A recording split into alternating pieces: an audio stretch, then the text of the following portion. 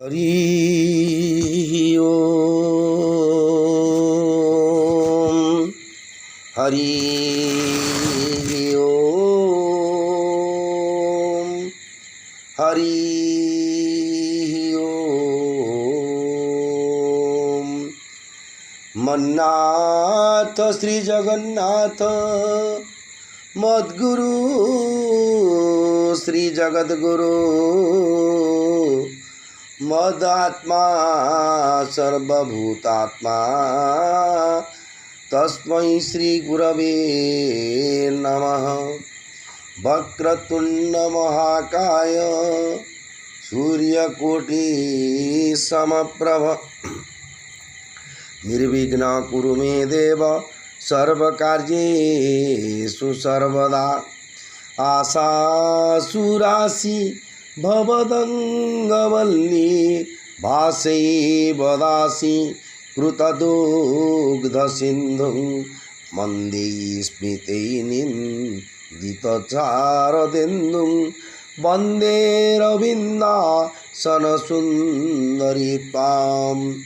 ॐ पार्थाय प्रतिबोधितां भगवता नारायणेन स्वयं व्यासेन ग्रथितां पुराणं मुनिना मध्ये महाभारतम् अद्वैतामृतवर्षिणि भगवती अष्टादशाध्यायिनी अम्ब त्वामनुसन्दधामि भगवद्गीते भवद्वेषिणं। नमस्तुते व्यास विशालबुद्धे फुल्लारविन्दायतपत्रनेत्र जेन त्वया भारततैलपुण्यः प्रज्वलितो ज्ञानमदमय प्रदीप। प्रपन्न पारिजाताय त्वत्रवेत्रैकपाणये ज्ञानमुद्राय कृष्णाय गीतामृतद्वये नमः। सर्वोपनिषदो गावो दुग्धा गोपालनन्दन पार्थो वत्सा सुधीर्भुक्ता दुग्धं गीतामृतं महत्। वसुदेवसुतं देवं कंसचाणूरमर्दनं देवकी परमानन्दं कृष्णं वन्दे जगद्गुरुं। भीष्मं द्रोणतटा जयद्रथजला गान्धारनीलोत्पला शल्यग्राहवती कृपेण वहनी कर्णेन वेलाकुला अस्वस्थामा विकन्नघोरमकरा दुर्योधनावर्तिनी सोत्तीर्णा खलु पाण्डवरणनदी जत्कर्णोद्धारो हरिः।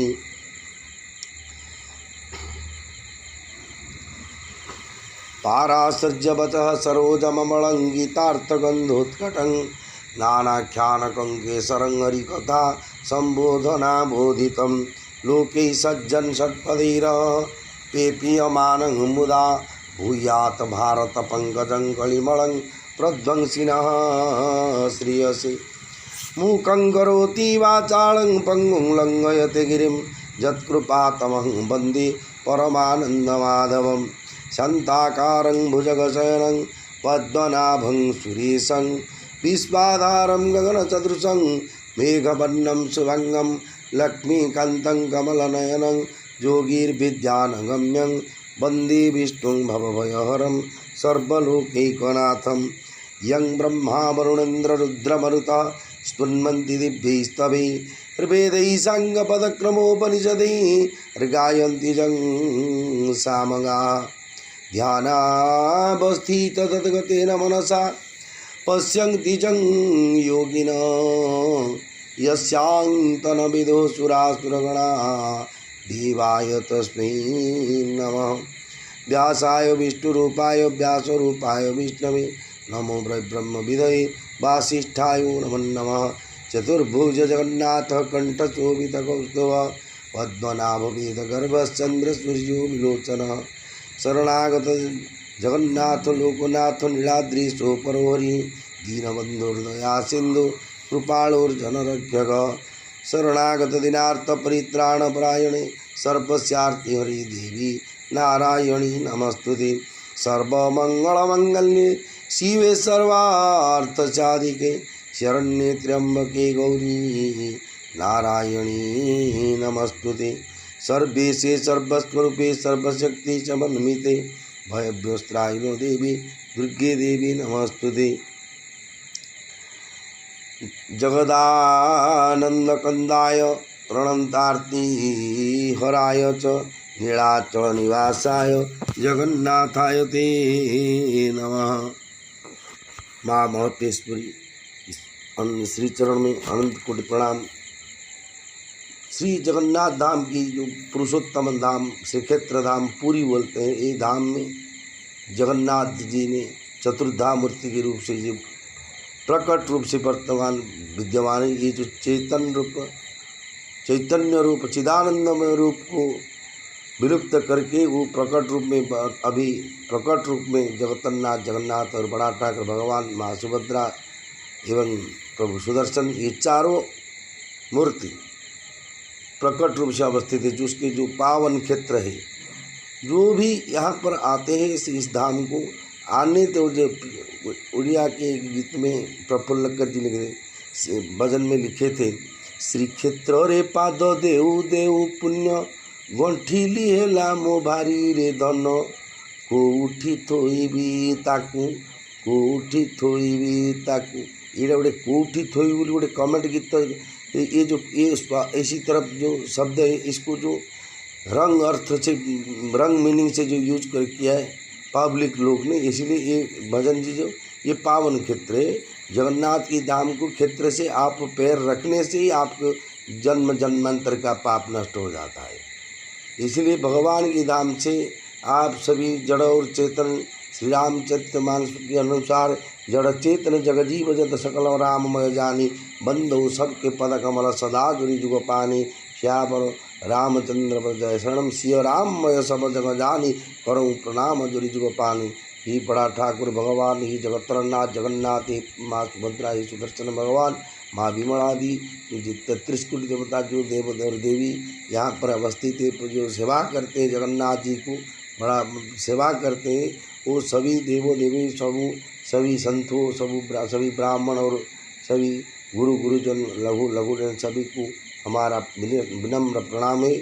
आप पूर्व अध्याय में भगवान श्री कृष्ण जी ने अर्जुन को सांख्य योग का ज्ञान बताया था।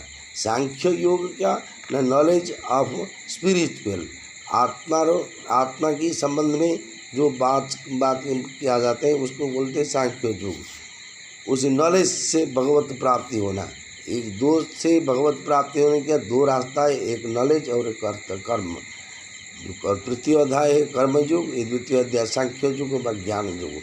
इसी सांख्य योग में पहले शरीर को अलग करके बता देते, क्योंकि अर्जुन की महाभारत युद्ध की रणक्षेत्र में जब अर्जुन ने भगवान श्री कृष्ण जी को बताया, ये मेरे दो रथ के दो पांडव सेनाओं की मिडिल पर्सन में मध्य भाग में मेरे रथ को खड़ा करो, मैं देखूंगा मेरे साथ कौन सा वीर लड़ने के लिए प्रस्तुत है और जो कौरव के साथ कौन कौन वीर किसी देश से आए हैं ये देखूंगा। इसलिए भगवान जी अर्जुन ये तो सारथी थे, ड्राइवर का काम क्या है, जो ड्राइवर है यहाँ पर गाड़ी रोको, ए चलाओ, ए स्पीड करो, ये बाम में काटो, जो बोल ये करेंगे।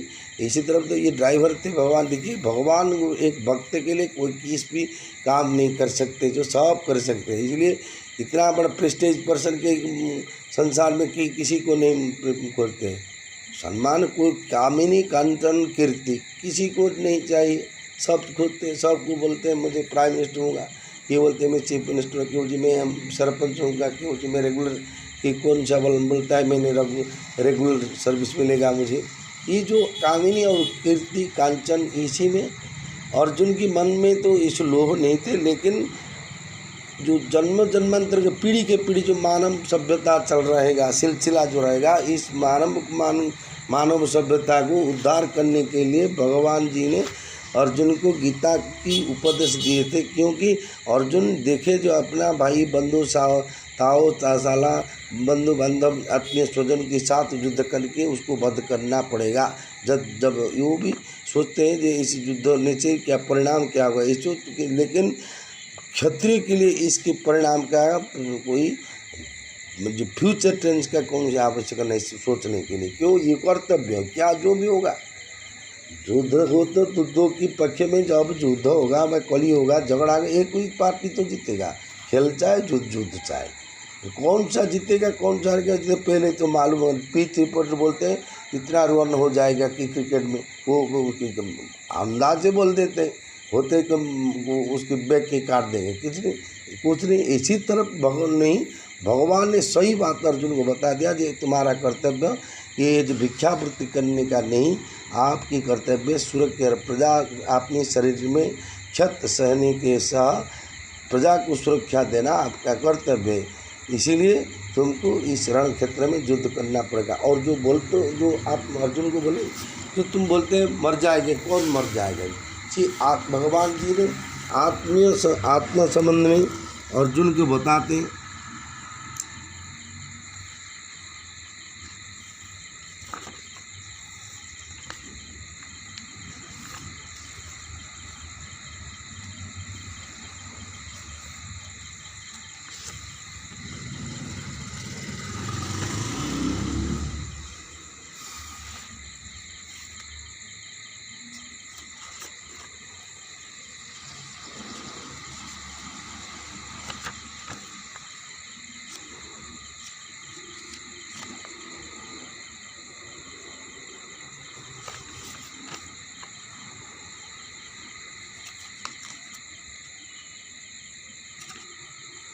भगवान जी ने अर्जुन को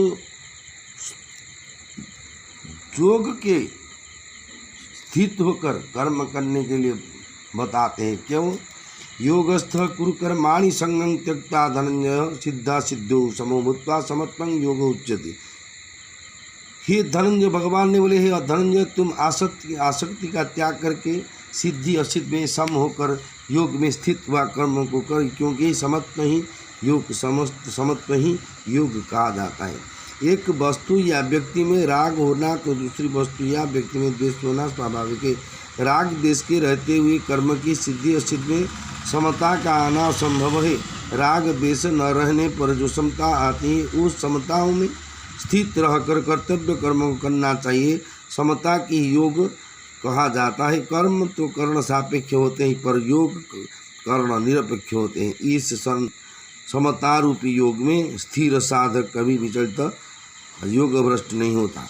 बुद्धि योग समता की अपेक्षा सकाम कर्म दूसरे अत्यंत ही निकृष्ट है। अतः ये धनंजय, तू बुद्धि समता का आश्रय ले, क्योंकि फल के हेतु बनने वाले अत्यंत दीन है। योगों की अपेक्षा कर्म दूसरे ही निकृष्ट है, उनकी परस्पर तुलना नहीं हो सकती। योग नित्य निरंतर जो क्या त्यों रहने वाले अविनाशी है, और कर्म आदि अंत वाला नाशवान है। फिर उनकी तुलना हो ही कैसे सकती है। इसलिए कर्मों को आश्रय न लेकर योगों का ही आश्रय लेना चाहिए। योगों की प्राप्ति कर्मों के द्वारा नहीं होती, प्रत्युत कर्म तथा कर्म फल के साथ संबंध विच्छेद होने पर होती है। कर्मों का आश्रय जन्म मरण देने वाला और योगों का आश्रय मुक्त करने वाला है। बुद्धि समता से युक्त मनुष्य यहाँ जीवित अवस्था में ही पुण्य और पाप दोनों को त्याग कर देता है। अतः तू त्याग योग समता में लग जा, क्योंकि कर्म में योग ही कुशलता है। समता में स्थित मनुष्य जल में कमल की भांति संसार में रहते हुए भी पाप पुण्य दोनों से नहीं बंधता, अर्थात मुक्त हो जाता है। यही जीवा मुक्ति है। इसी तरफ भगवान जी ने अर्जुन को एक ज्ञान, जो अर्जुन जो भी पूछते हैं उसकी उत्तर देते हैं। देखिए, भगवान की वो वाणी है, ये हमारा वाणी नहीं। आप जो गीता रूप का महान ज्ञान सुन रहे हैं, जो गीता के श्लोक सुन रहे हैं, ये drop of water of the Ganga, the little piece of the mahaprasad, a little song of Gita and little sand of the Vrindavan, ये चारों ब्रह्म है। प्रत्यक्ष ब्रह्म प्राप्त मात्रेण भुक्तव्यम।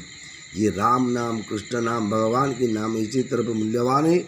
इसीलिए भगवान ने बोलते हैं बुद्धिता, हे अर्जुन,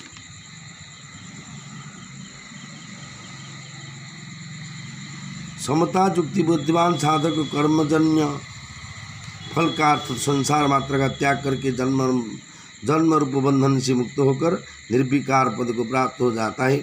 समता में स्थित होकर कर्म करने वाला अर्थात कर्मयोगी साधक जन्म मरण से रहित होकर परमात्मा तक प्राप्त हो जाते हैं। अतः कर्मयोग मुक्ति का स्वतंत्र साधन है।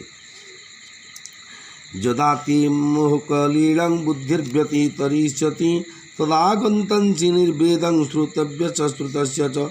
हे अर्जुन, जिस समय तेरी बुद्धि मोह रूपी दलदल को भली भांति तर जाएगी, उसी समय तू सुने हुए और सुनने में आने वाले भोगों से वैराग्य को प्राप्त हो जाएगा। मिलने और बिछने वाले पदार्थों और व्यक्तियों के अपना तथा अपने लिए मानना मोह है। इस मोहरूपी दलदल से निकलने पर साधकों को संसार से वैराग्य हो जाता है। संसार में वैराग्य होने पर अर्थात राग का नाश होने पर योगों की प्राप्ति हो जाती है। श्रुति प्रतिपन्नाते यदास्थास्यति निश्चला समाधा बचड़ा बुद्धि सदा जो गोमवापस्यसि। हे अर्जुन, जिस काल में शास्त्रीय मतभेदों में चलते हुई तेरी बुद्धि निश्चल हो जाएगी और परमात्मा में अचल हो जाएगी, उस काल में तू योग को प्राप्त हो जाएगा। पूर्व श्लोक में सांसारिक मोह को त्याग की बात कहकर भगवान प्रस्तुत श्लोकों में शास्त्रीय मोह अर्थात सीखे हुए अनुभवहीन ज्ञान की त्याग की बात कहते हैं। ये दोनों ही प्रकार के मोह साधक के लिए बाधक है। शास्त्रीय मोह के कारण साधक द्वैत अद्वैत आदि मतभेदों में समझकर खंडन मंडन में लग जाता है। केवल अपने कल्याण कारण का ही दृढ़ उद्देश्य होने पर साधक सुगमतापूर्वक इस दोनों प्रकार के मोहित हो जाता है, वह दोनों प्रकार से मोह से तर जाता है। केवल अपने कल्याण का ही दृढ़ उद्देश्य होने पर जब कोई भी मनुष्य सोचेगा मन में कि मेरे आत्म उद्धार कैसे होगा, इस बात को मनन करने चिंतन करने बारंबार रिमांड करने से जरूर भगवान की कृपा हो जाएगा और जरूर मुक्ति मिल जाएगा। ये भगवान की वाणी कभी भी झूठ नहीं होगा, ये भगवान की वाणी है। हिमस्यापि रणभंगो मनिरपि मतिभ्रमं यदि शुद्धं अशुद्धं वा मम दोष न विद्यते नमो ब्रह्मण्य देवाय गो ब्राह्मणो हिताय च जगद्धिताय कृष्णाय गोविंदाय नमो नमः। देखिए बर्तन अभी बारिश चल रहे इसलिए रिकॉर्डिंग को बंद कर रहा हूँ।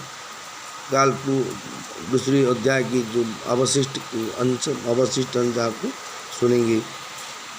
माफ़ी मांगता हूँ क्योंकि टाइम नहीं दे पाया हूँ, इसीलिए जब बोलने से कुछ गड़बड़ होता है। उड़िया और हिंदी कंबाइन से हो जाता है स्पीड बोलने से, इसलिए आपकी कृपा से आप मुझे माफ़ी मांगता हूँ, जो आपकी सद्गुण से मुझे माफ़ी कर देंगे। जय जगन्नाथ, जय श्री राधा राधा राधा राधा राधा राधा।